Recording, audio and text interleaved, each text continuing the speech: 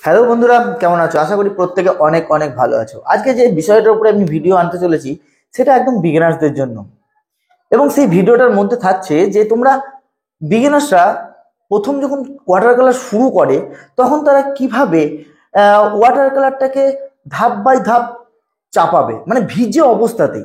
ঠিক আছে, তাহলে চলো ভিডিওটা শুরু করি।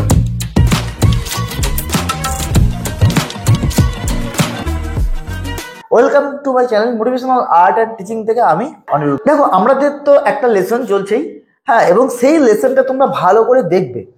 ওয়াটার কালার 4 পর্যন্ত লেসন চলেছে। আজকের যে লেসনটা সেটা হচ্ছে 5। আজকের এই 5 লেসনের মধ্যে আমরা কি নিয়ে আসতে চলেছি? দেখো, আমরা 5 যখনই আমরা আস্তে আস্তে বাড়ছি, লেসন যখন ভেতরের দিকে যাচ্ছে, তখন আমরা আরো জিনিসগুলোকে বুঝতে শিখবো, যে ওয়াটার কালারকে বুঝতে শিখবো, ওয়াটার কালারের ক্যারেক্টারকে বুঝতে শিখবো। ঠিক আছে, তা আজকে আমরা এই ওয়াটার কালারের ক্যারেক্টারকে নিয়ে আলোচনা করব, আর সেইগুলো বিগিনার্সরা একদম বিগিনার্স লেভেলে সেগুলো কিভাবে চাপানো যায়। আমি অনেক বিগিনার্সকেই আঁকাতে গিয়ে তারা দেখেছি, তারা ওয়াটার কালারের ক্যারেক্টারকে না বোঝার ফলে তারা না সেই ওয়াটার কালারটাকে তারা চাপাতে পারছে না। তাহলে ভিজে অবস্থাতে যদি আমি একটা ওয়াটার কালারকে চাপাই, এবং একটা ভিজে অবস্থাতেই যদি ওয়াটার কালারটাকে আমি ফিনিশ করি, তাহলে সেই প্রসেসটা কি হবে এবং কি হওয়া দরকার, কিভাবে চাপানো দরকার, সমস্ত বিস্তারিতভাবে আলোচনা করব এই ভিডিওটার মধ্যে। তবে হ্যাঁ, ভিডিওটা স্কিপ করে দেখো না, কারণ ভিডিওর মধ্যে যে কথোপকথনগুলো থাকবে সেইগুলো বিগিনার্সদের ক্ষেত্রে খুবই গুরুত্বপূর্ণ, খুবই গুরুত্বপূর্ণ।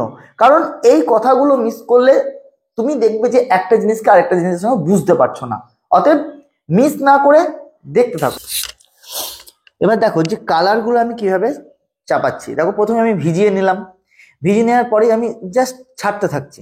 ঠিক আছে, আর কালারগুলো কিন্তু আপনি আপ স্প্রেড হচ্ছে, আর এইটাই বিগিনার্সদের সঙ্গে কিন্তু করতে হবে।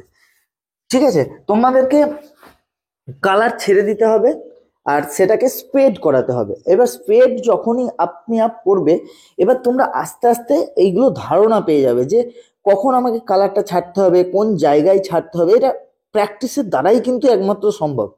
দেখো, ওর উপরে আমি ডার্কটাকে চাপিয়ে দিলাম, কিন্তু ওইটা কিন্তু বেশিটা ছড়াবে না, কারণ ভিজে অবস্থায় চাপিয়েছি। কিন্তু আমি দিলাম কি একটু রঙের গাঢ়ত্বটা। তোমরা যদি আমার প্যালেটের দিকে তাকাতে থাকো, তাহলে তোমরা বুঝতে পারবে যে আমি রংটাকে কিভাবে কতটা গাঢ় বানাচ্ছি, যখনই আমাকে একটা টোনের উপরে আরেকটা টোনকে চাপাতে হচ্ছে। আরেকটা সব থেকে ব্যাপার হচ্ছে যে এই যে ভিজে থাকা খালি অবস্থাতেই তুমি দূরের যত যা আছে তুমি টোন চাপিয়ে দাও, তোমরা টোন চাপাও। তারপর ওটা যখন আস্তে আস্তে থেকে ফেড হয়ে যাবে, আস্তে আস্তে ওটা আপনি আপ মিশে যাবে, ওখানটা ওর মতোই ছেড়ে দাও। দেখো, আপনি আপ কিন্তু মিশে গেছে, আর কিচ্ছু করতে হয়নি। এবার যেটুকু হলো সেটা দূরের গেল, আমি দূরেরটাকে কুল কালারের মধ্যে রাখার চেষ্টা করলাম। এবার যত আমি আস্তে আস্তে আসবো, তত আমি সামান্য এখানে ওয়ার্ম কালারের মধ্যেও কিন্তু আমি আসবো। দেখো, যে ডার্কটা আমি দিচ্ছি সেই ডার্কটা কিন্তু আমি কুল কালারের মধ্যে কিন্তু দেওয়ার চেষ্টা করছি।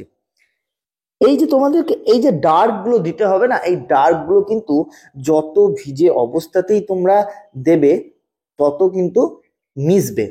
আজকে আমি যে পেপারটা নিয়েছি, এই পেপারটা একদম পাতি পেপার, তোমরা বাজারে যে কোনো বাজারে পেয়ে যাবে।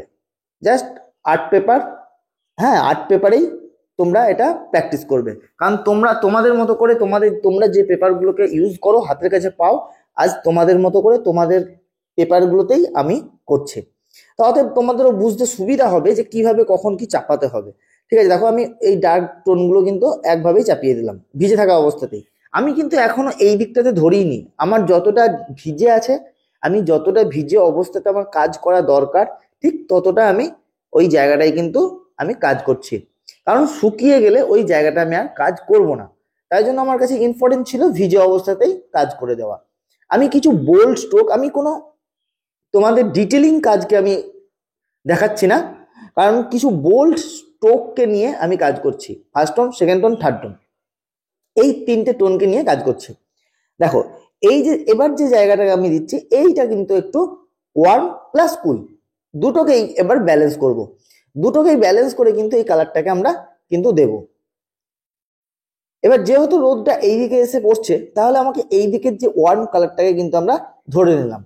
এবার যে ল্যান্ডের কালারটাকে দেখো তোমরা, আমরা কালারটা দেখতেই পাচ্ছ, কালার প্যালেটটা।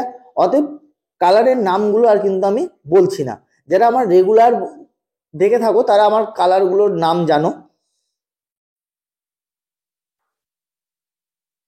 এই যে জলের এই জায়গাটা, এই যে এখানকার যে সাদা ছাড়াটা, এইগুলো তোমরা কিন্তু একবারই ছেড়ে দেবে, আর দ্বিতীয়বার কিন্তু ওখানে দেবে না। দেখো যদি এবার ডার্ক লাগে তবে একমাত্র গিয়ে ওখানে কিন্তু ডার্ক টোনটাকে অ্যাপ্লাই করবে, ঠিক আছে। জলের যে কালারটা, এই জলটা মাথায় রাখতে হবে যখন তুমি জলটা করবে। জলটা করার সময় আমরা যে কুল কালারের যে গাছটাকে আমরা করেছি, কুলের যে ডার্কটাকে দেওয়ার চেষ্টা করেছি পেছনের দিকে, সেই ডার্কটার একটা লাইট কালারকে জলে ফেলতে হবে, বুঝতে পারলে। তার পরে ওই যে গাছের যে শ্যাডোগুলো, সেই শ্যাডোগুলোকে ডার্ক টোনে কিন্তু ওই ভিজে অবস্থাতেই ছাড়তে হবে। কিভাবে ভিজে অবস্থাতে ছাড়ছি একবার দেখো। আমি কিন্তু সবটাই কিন্তু একবারে ফার্স্ট টোন চাপাইনি, আমি জাস্ট কিছু করতে করতে করতে করতে আসছি। যেখানে দেখছি একটু বেশি শুকিয়ে যাচ্ছে, সেই জায়গাটায় কি করছি, একটু স্প্রে করে দিচ্ছি। দেখো এই মানুষটার আমি কালার, যে লুঙ্গি আছে লুঙ্গির কালারটা আমি কমলা দেব, তার জন্য কিন্তু আমি আগে থেকেই, আমি যখন জল করছিলাম তার জন্য আমি কমলা কালারটাকে জলে কিন্তু আমি অ্যাড করে দিলাম, যাতে ওই মানুষটার লুঙ্গির কালারটাকেই যেন জলের শ্যাডোটা পড়ে, যে অরেঞ্জ কালারের শ্যাডোটা যেন পড়ে। তো এইগুলো করার সময় কিন্তু একটু মাথায় রাখতে হবে সিলেকশন। এবার আমি কিছু কিছু জায়গায় কিন্তু ডার্ক দেব, ভিজে আছে, এটাকে একদম ডার্ক দিয়ে ছেড়ে দিলে আস্তে আস্তে কি হবে, মিশে যাবে জিনিসগুলো। ওকে, তা এবার আস্তে আস্তে আস্তে আস্তে যত ডার্ক আছে, যে ডার্কগুলো তোমাদের মনে হচ্ছে ওই যে গাছের যে ডার্ক, সেটাকে জলে ফেলতে হবে, এবং এই যে মানুষটা আছে মানুষের এই জায়গাটা করতে হবে। তার আগে আমাদেরকে করে নিতে হবে এই সাইডটা, কারণ এক সাইড কমপ্লিট হলে আরেকটা সাইডকে কমপ্লিট করে নিতে হবে, তারপর আরেকবার জলে আসতে হবে। তা করতে গেলে কিন্তু এইটা ভিজে থাকা যায়, এটা কিন্তু মাথায় রাখতে হবে। যদি ভিজে না থাকে একটু করে স্প্রে করে নেবে, কিংবা জল একটু করে জল দিয়ে নেবে, তুলিতে করে একটু জল বুলিয়ে নেবে। হ্যাঁ, কিন্তু ভিজে থাকা অবস্থাটাই কিন্তু চাই।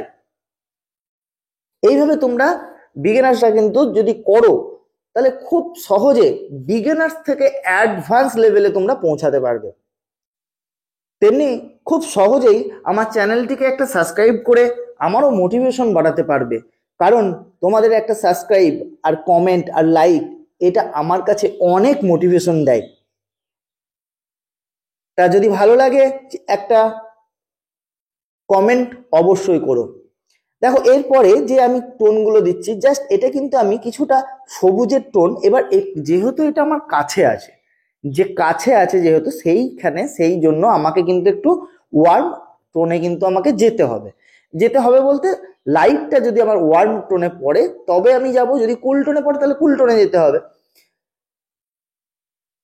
জাস্ট এবার যেখানে যেখানে আমার মনে হচ্ছে যে এই জায়গাটা ডার্ক দিলে আরো ভালো হতো, সেটা কিন্তু ওই কিছুটা ভিজে অবস্থাতে থাকার সময়ই কিন্তু তোমাকে দিতে হবে, কিছুটা ভিজে অবস্থায়, ঠিক আছে। কিন্তু তবুও সেই রংটার গাঢ়ত্বটা থাকা চাই, না হলে কিন্তু আবার ফেড করতে পারে। তা এবার দেখা যাচ্ছে যে আমি থার্ড টোন চাপাচ্ছি, সেখানে আমি ডার্ক টোনটাকে অ্যাপ্লাই করে দিলাম। জাস্ট ওখানে যে জলের যে জায়গাটা, সেই জলের জায়গাটা ডার্ক টোনকে কিন্তু আমি দিয়ে দিলাম, কারণ ওই গাছের ঝোপের যে নিচের অংশটা অবভিয়াসলি ডার্ক হবে। এবার এই জায়গাটা কিন্তু আমি দেখলে স্প্রে করলাম, অটোমেটিক্যালি রংটা কিন্তু গড়ে গেল। তো তোমাদেরকেও এরকম করে স্প্রে করে নিতে হবে, কারণ না হলে রং যদি শুকিয়ে যায় তাহলে কিন্তু স্প্রে করাটা কিন্তু দরকার। আমি এই জলটার উপরে আমি একবার করে স্প্রে করেছি, তারপর কিন্তু জলটাকে আমি আবার একবার চাপানো। এর পরের যে ব্যাপারটা হচ্ছে যে ডার্ক। এবার আমাকে দেখতে হবে যে ডার্ক গুলোকে সিলেকশন করতে হবে, যে আমি কোথায় কোথায় ডার্ক দিলে ছবিটা বের হবে অ্যাকচুয়ালি, সেই ডার্ক গুলোকে আমাকে সিলেকশন করতে হবে। তো চলো, ছবিটার ক্ষেত্রে দেখা গেল নিচের ক্ষেত্রে আমাকে এই যে গাছটা আছে, এই গাছের তো একটা শ্যাডো আছে, তাহলে এই গাছের শ্যাডোটাকে জাস্ট ভার্টিক্যালি ভাবেই আমাকে নামাতে হবে, কারণ যেহেতু ভার্টিক্যালি ভাবে গাছ আছে, আমাকে শ্যাডোটাও গাছটাকেও কিন্তু আমাকে শ্যাডোটাও কিন্তু ভার্টিক্যাল হিসাবে নামাতে হবে। তোমরা অনেক সময় কি করো যে গাছের শ্যাডোটাকেও তোমরা হরাইজেন্টালি ভাবে তুলিটাকে কিন্তু চালাও, কিন্তু হরাইজেন্টালি ভাবে তুলি সব শ্যাডোর ক্ষেত্রে চলে না, এটা মাথায় রাখতে হবে। আমরা তুলি কিভাবে চালাবে এবং হাতে তুলিকে কিভাবে রপ্ত করবে সে নিয়ে কিন্তু আমি একটা ভিডিও বানিয়েছি, সেটা দেখে আসতে পারো। সেটা লেসন 2 এ। ওকে, এবার জাস্ট আমার এই জায়গাটা এতটা সাদা ছাড়লে হবে না, যাই হোক লোকটা যা কিছু নিয়ে যাচ্ছে যাক ভেসে। আমাদের ছবি প্রায় মোটামুটি কমপ্লিটের দিকে। আর যেখানে যেখানে ডার্ক আছে লাইট অ্যান্ড ডার্ক, সেখানে সেখানে লাইট অ্যান্ড ডার্কটা দেবো। এখনো ছেলেটার জামা বাকি আছে, জামাটা করতে হবে। দেখো এই যে স্কেচিং তোমরা অনেকেই করো সাদাকে ইউজ করো, এই সাদাটাকে ইউজ না করে এটাকে স্কেচিং করার চেষ্টা করো। ঠিক সময় মতো যদি এই স্কেচগুলো করে দিতে পারো দেখবে ওখানে রং ঢুকবে না। তাহলে কি হবে, ওখানটা একটা সাদা যে একটা ইফেক্ট তোমাদের যে সাদা দাও তোমরা এক্সট্রা করে, সেই জায়গাটাও কিন্তু লাগবে না। এই কথাটা কিন্তু মাথায় রাখতে হবে। এই দিকটা জাস্ট আমি একটু ডার্ক করে দেবো, ওই দিক থেকে আলোটা এসেছে। এবার কিছু কিছু যে ঘাসের টোনগুলো আছে সেই টোনগুলো ভিজে অবস্থাতে থাকার সময় দেওয়াটা দরকার। আমার ওপরটাতেও ভিজে আছে, তার জন্য একটু ডার্ক টোনকে আমি দিতে পারছি। যদি না থাকতো তাহলে আমি কিন্তু ওপরে আর ডার্ক টোনকে অ্যাপ্লাই করতাম না। ডার্ক টোনকে অ্যাপ্লাই করলাম এটা এই জন্য যে এই গাছটা আমার দূরের গাছ থেকে কিন্তু আমার কাছে আছে। নিচে আমাকে আর একটু ডার্ক দিতে হবে জলে, কারণ গাছের যে শ্যাডোটা সেটা ডার্কে পড়বে, দেখতে পাচ্ছ। একবার হরাইজেন্টালি ভাবে আমি ব্রাশটাকে চালালাম, আমি আবার কিন্তু জল দিলাম ওই জায়গাটায়, ঠিক আছে, জাস্ট ডার্কটাকে দেওয়ার জন্য আমি ওই জায়গাটা আবার জল দিলাম। তা এইভাবে তোমরা কিন্তু ক্যারেক্টারকে বুঝতে পারো।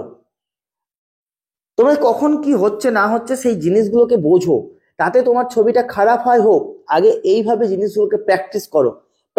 এইভাবে যদি তুমি জিনিসকে প্র্যাকটিস করতে থাকো তাহলে কিন্তু তুমি খুব অল্প সময়ের মধ্যে ওয়াটার কালারে আরো উন্নতি করতে পারবে। আর স্টেপ বাই স্টেপ এগুলো তো আছেই, এগুলো তো এভাবে তো ওয়াটার কালার হয়ই, তো একবারে ডিটেল হয়ই। কিন্তু এই যে একবারে ছবিটাকে ভিজে অবস্থায় ফিনিশ করা এটা তোমাকে আনতে হবে। এবং আজকে এটা বিগিনার্সদের জন্য হলো, কোনোদিন অ্যাডভান্স লেভেলে একটু দেখাবো। তবে আজকে এখানেই, ভিডিওটি দেখার জন্য অনেক